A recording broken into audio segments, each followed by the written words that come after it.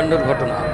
ভয়াবহ অগ্নিকাণ্ডের ঘটনায় ব্যাপক চাঞ্চল্য ছড়িয়ে পড়েছে মালদার চাঁচল শহরের বৈশাখী মার্কেটে।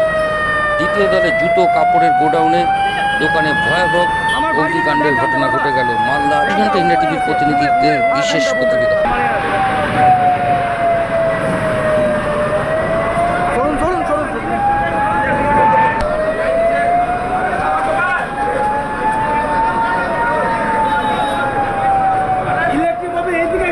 আপনি দেখতে যাবেন কি?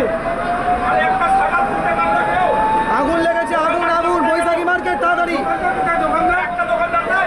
একটা দোকানদার